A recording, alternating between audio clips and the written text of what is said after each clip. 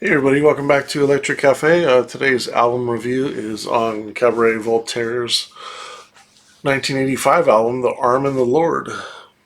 We're going to jump right into this review. This is the band's seventh album. I think by the around '83 when Crackdown came out, that's when they kind of came out of, I think fully, in my opinion, kind of fully came out of their kind of experimental and pretty much more went more towards their straight dance side or I wouldn't necessarily call Cabaret an industrial band. They're kind of just a dance band, but their early stuff has a lot of industrial kind of feel, but maybe not as hard, maybe a little bit more experimental. It kind of goes with the sort of Sheffield sound, which is more techno, more bleeped techno, a little bit more ravey. That's what kind of they evolved into, but they kind of set the precedence as one of the sounds of Sheffield, from their early days, as far as back as like I think like 1974. But by the time about the difference between like Red Mecca in 1981 and Crackdown in '83 is a difference. I mean, by 1983, '84, '85, when this album came out, especially they were more in tune with with dance music inside. Dance music more so than the more avant-garde. Still edgy, still different, still unique in a lot of ways, but a lot more straight-lined dance music by this time. This track has 10 tracks all in all. First track is called L 21st. I think that's how you would say it. It's a cool beat. Bass is really cool, funky, classic kind of vocal style of this period for the band. Nice keyboards. I got 2.5 stars. There's definitely a rawness in this album. By the time '87 came out, it was a little bit more polished. I'm kind of a bigger fan of this entire period, but even more so probably of the techno music that Richard Kirk made as Sandos, and then also Electronic Eye. I'm a big fan of his music that he did through the late '80s and '90s especially.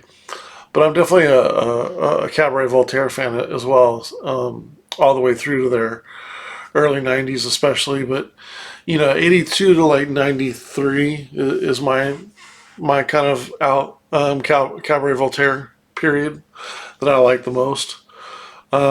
Track two, I Want You, is one of their classics. Probably would say one of their most well known, because I don't know if they really have any well known songs besides maybe like Yashar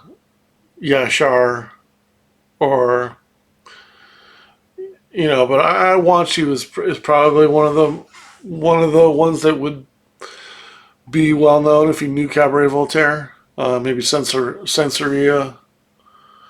Um, yeah, just Fascination is up there. I really like a lot of the minimal kind of dance music that they did, like 24 and just Fascination again, and Talking Time, and I Want You is a great track as well. I mean, it's just classic. I mean, the energy and the keyboards.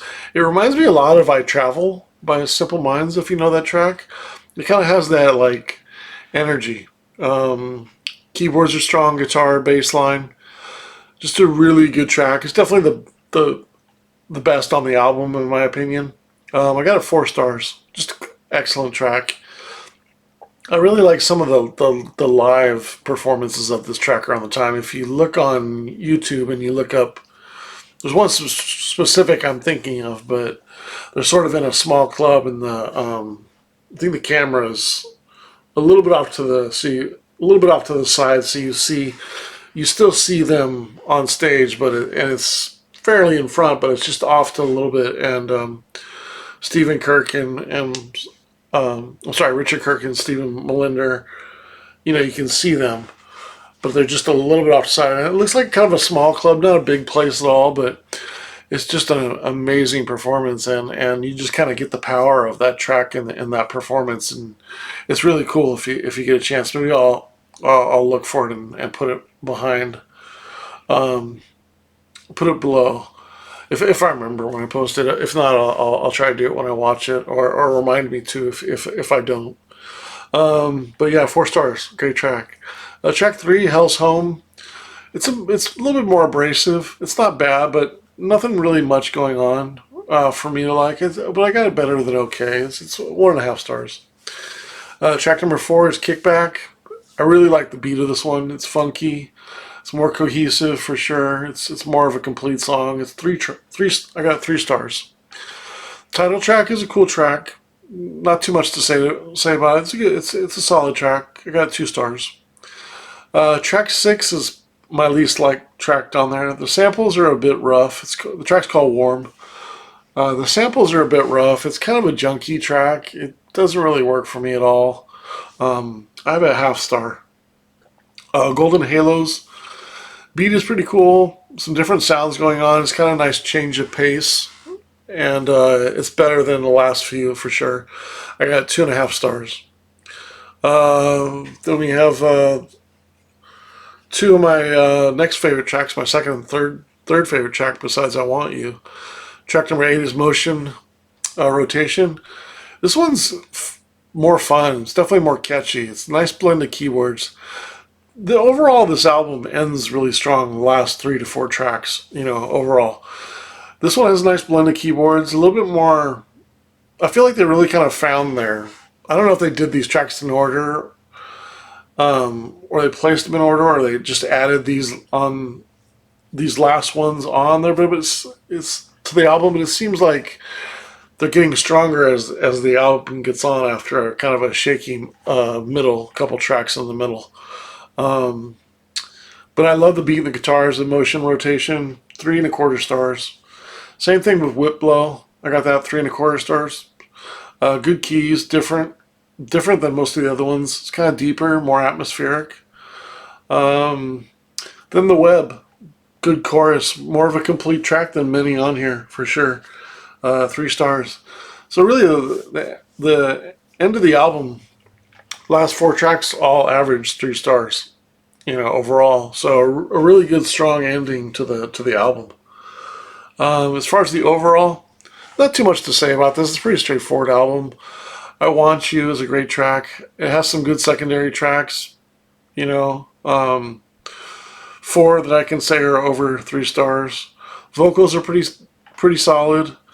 Some good beats, some good layering, but probably could use a little bit more atmosphere in some of the tracks. The opportunities, some of it sort of sounds like a dated kind of Art of Noise. Not a huge art of noise fan. I mean, I do like moments and beatbox, but other than that, I kind of find Art of Noise to be a little bit, I don't know, kind of basic. I would say even Mantronics is better than Art of Noise, but Art of Noise has some good tracks. They're just fairly basic for the most part, and I expect a little bit more from Cabaret Voltaire on this album overall. There's a lot of Cabaret Voltaire tracks I like. Not too many are on here that are ones that I really, really like, though. Just I Want You, but it still has some good secondary tracks. But there are some kind of dated sort of sounds in there, and just kind of lacking a little atmosphere. I don't think it hurts the album at all, but it doesn't necessarily make it a deeper listen. You kind of listen to it once and you're kind of like, okay, I got it. Like you don't really discover much to on repeat listens. It's not one of the deeper. And generally, Cabaret Voltaire isn't, especially the other dance music, isn't necessarily deeper stuff. I mean, Richard Kirk stuff is more so for sure, and that's why I like it even more. But the thing I like about Cabaret Voltaire is generally the minimalism and the beats, and they're good programmed tracks, and they're not necessarily grooves like house music or techno would be, but they're kind of like they're good samples. Generally, they do a good job of doing samples over something and fairly repeating it in a minimal way. It's got a great kind of middle to late 80s and early 80s kind of sound when they do that compared to a lot of artists. I would maybe compare it to like Nits or Ebb in some ways where there's not too much atmosphere going on, but they're good beats and they're good. They do what they do well. Um, but I just feel like there could be a little bit more atmosphere in here, maybe a little bit more experimentalism.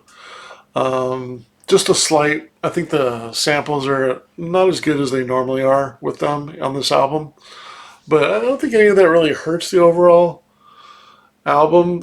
It probably hurt a couple of the ratings of the songs, so it probably, I guess, did hurt the overall rating of the album. But I don't necessarily think of the album and say, oh, there's not some great samples on that, or some of the songs don't work. It's just there's really the album kind of lacks depth to really kind of take it higher on my scale. Um, I'd probably look at a few other albums I like a little bit better than this one, but this is still a good album. I gave it a 61 out of 100. The overall stars of it was 25 and a half divided by 10, so just a little bit over 2.55. Just a little bit over 2.5, and 2.5 again is usually my baseline for a 60 score. And so I feel like the scoring is pretty accurate for the album, and I took that into consideration. That's always my checks and balances. My song scores are my checks and balances for what I eventually want to give the album score, and then see if there's anything I want to deduct or add additionally from there, using the stars as like a guide for that. But I don't feel like I want to take anything away or add anything to this. It's pretty straightforward. 61 out of 100. Good album though, overall. Hope I'm not feeling like it's like a feel like I feel like sometimes I'm critiquing them too much and they're sounding a little bit negative. I still think it's a good album, um, but I'm just critiquing the opportunities. What might be holding it back a little bit. But good album by Cabaret Voltaire. I think that's the thing about it. I don't know if there's any really standout Cabaret Voltaire album. I do feel like there's some standout compilations, but I don't know if there's any one standout album by Cabaret Voltaire. There's a lot of good ones. All right, thanks so much for watching. And, what Cabaret Voltaire album should I review next? That would probably be a good question. All right, take care.